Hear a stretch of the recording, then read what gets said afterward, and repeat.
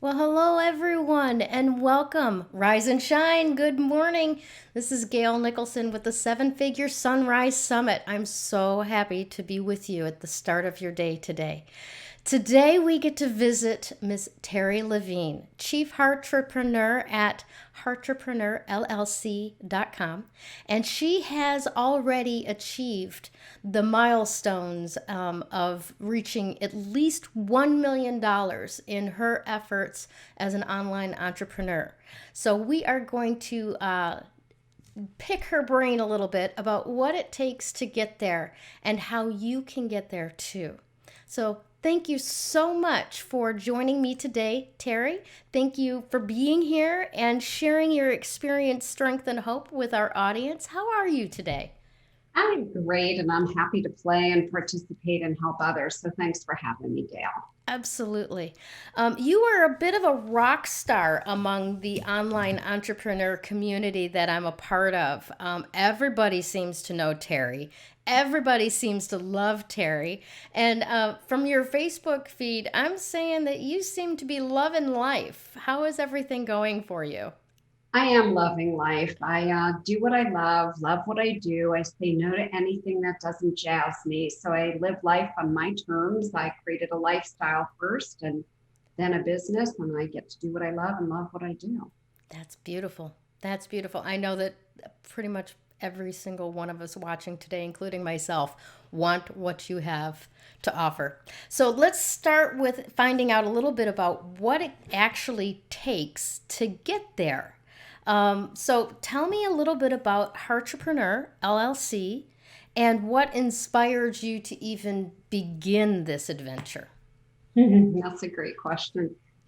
So I've been in the coaching and consulting field now for 27 years. And my company was general coaching and consulting. And I was writing a book for my publisher, had an advance or in New York meeting about the book. And all of a sudden he said, well, I don't want that book. I want a different book. And I'm like, we have a contract for this book. And he said, no, no, no. I've known you for 11 years. I want the book about Heartrepreneur. And I said, story number, Heartrepreneur, what? You know what are you talking about? He said, the way you do business is different than the way anybody else does it. And people need that.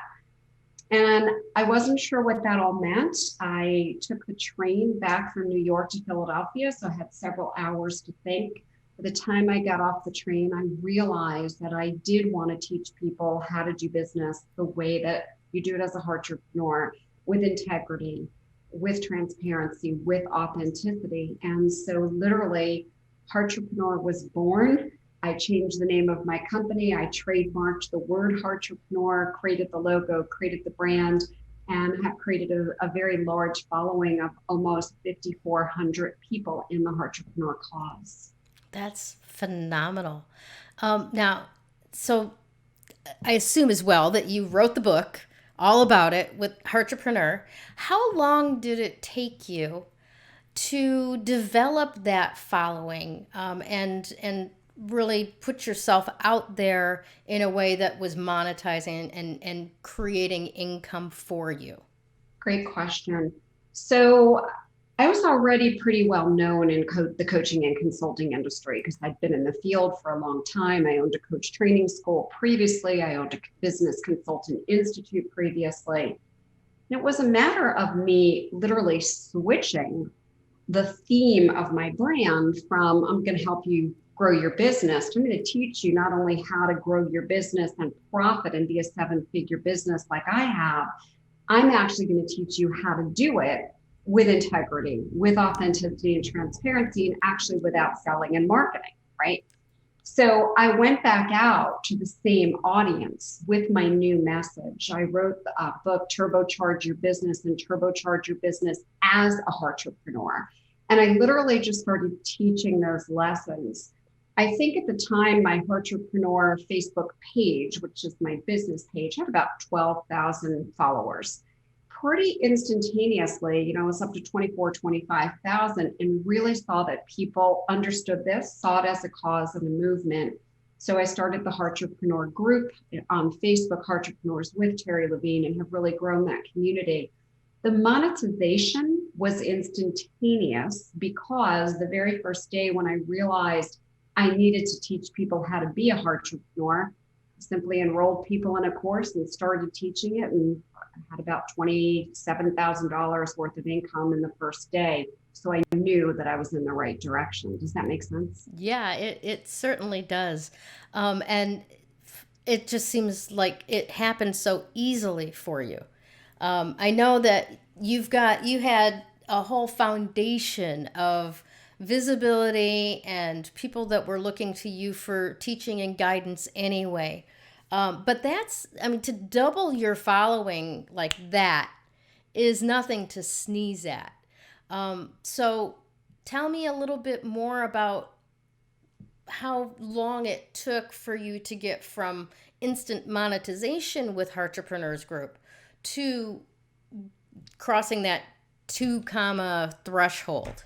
Yeah. So just to give people perspective, so Heartrepreneur is my eighth multi-million dollar business, and all of them have been completely different kind of businesses because in my experience, once you understand the formula for creating a seven-figure business, you just keep rinsing and repeating.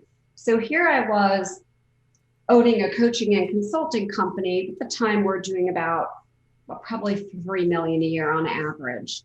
And now I'm like, okay, we're not doing that anymore. Now we're Heartrepreneur, we're doing it different. And my entire team was like, well, what does that mean? And I'm like, it almost means like we're starting over. We're rebranding, we're relaunching, we're going to look like a new business. We grew to the multi-million dollar level in less than 4 months' time. Let me tell people that that didn't just happen by, wishing and taking a magic pill. It happened by me saying formulaically, how have I built every business? Formulaically, how will I do this? When I started my coaching and consulting career, I had 30 clients in 30 days. And so I said, I'm simply going to do the same exact thing that I did then, just relaunched under Heartrepreneur with a different overarching statement that is more of a cause, a philosophy, a mission, a disruptor in the industry. And what it takes, and what it took then and in all of my 8 businesses, is it takes me speaking to 5 people a day, 7 days a week.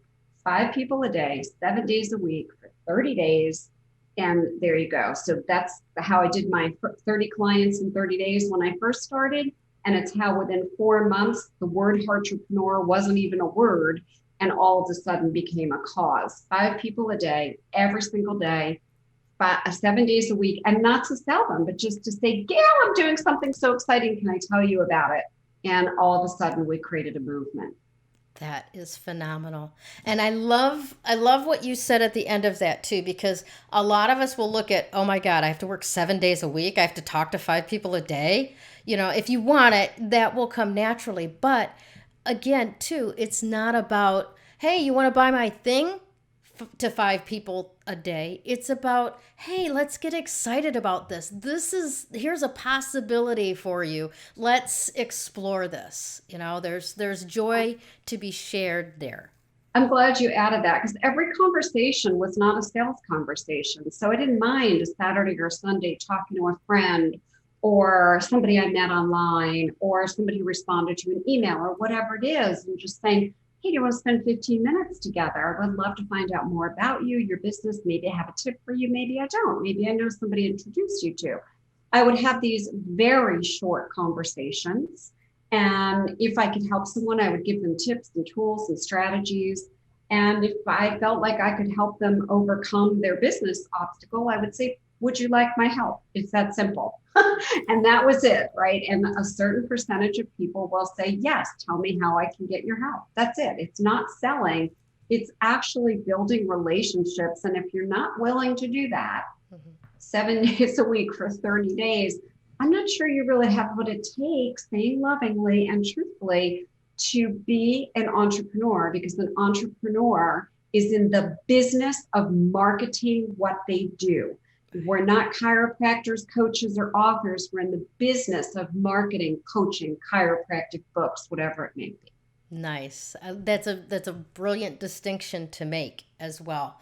That Yeah, your job is marketing what you do. It's not necessarily only doing what you do, right? So that's a really good answer to the question that I didn't ask of what to start doing. Start doing outreach, 5 people a day, and creating connection, creating relationships, having fun with them.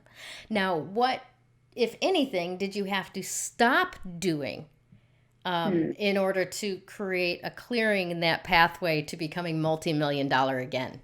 Oh, such a great question. So, two things come to mind. The first is I had to stop following what everybody in coaching, consulting, and mentoring is doing. And I do mean everybody, and I mean that with love and respect, because mostly what people are doing looks like cookie cutters. They look like everybody else. They don't cut through the noise.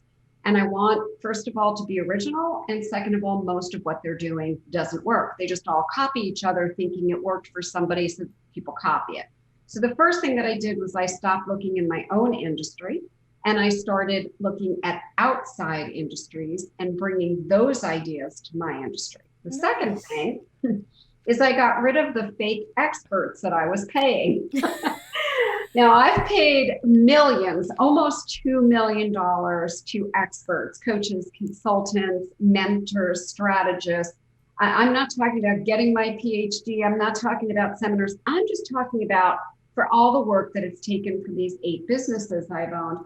And I realized that some of them were actually not real experts. What do I mean by that? They hadn't been there, done that. They maybe got lucky and did it once. They didn't have a repeatable way of doing it. So I literally had to say goodbye, cut off all the money that I was wasting, cut off all the time, go back to my own knowledge that it's not within my profession that I market. It is seeing how people market externally and bringing that to my profession. Nice. So you end up literally becoming the unique innovator inside of your industry by pulling in information and examples from others. That's Exactly. brilliant. I love it.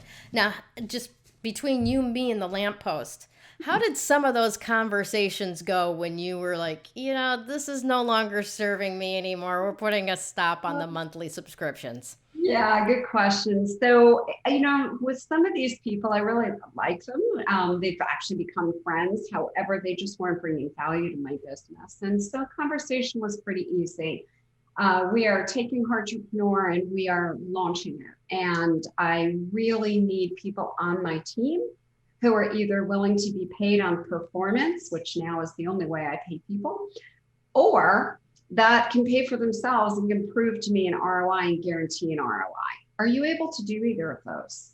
Well, no, no problem. I love you. I appreciate you. At this point, I'm moving in a different direction. That's it. Nice. I love that. I love that. Empowered, clear, succinct, and no weird energy blame, creating drama to create an exit kind of stuff. That is brilliant. I love it. All right.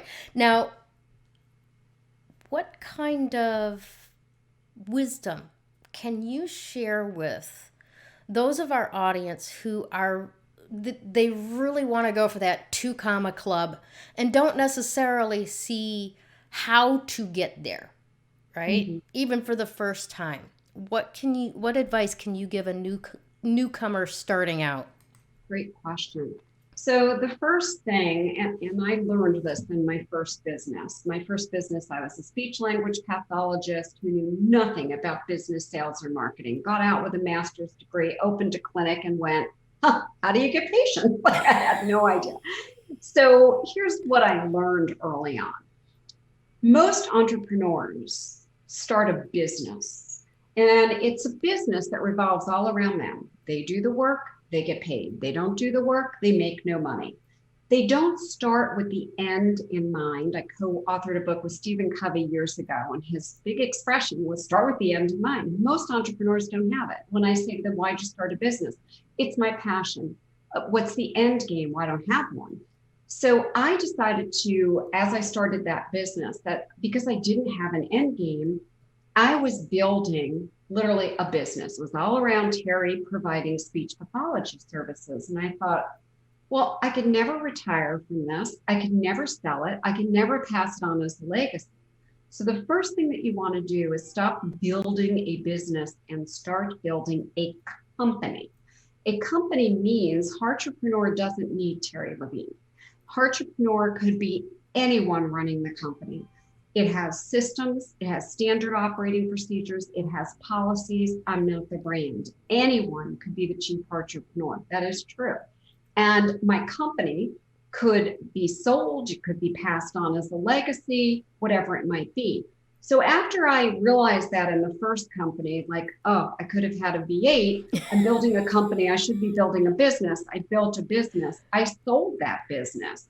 And then all of the other ones followed. I've sold all of them except for this one. Clearly, I'm in love with this one. I'm 27 years, I'm still doing the same thing. Yeah. I love it. I really ask every single person to think of your end game. And if all you're doing is trading time for money, you do not have any entity. It's of no value. No one will buy it. At some point, you'll just be out of business. I'm being honest because I care.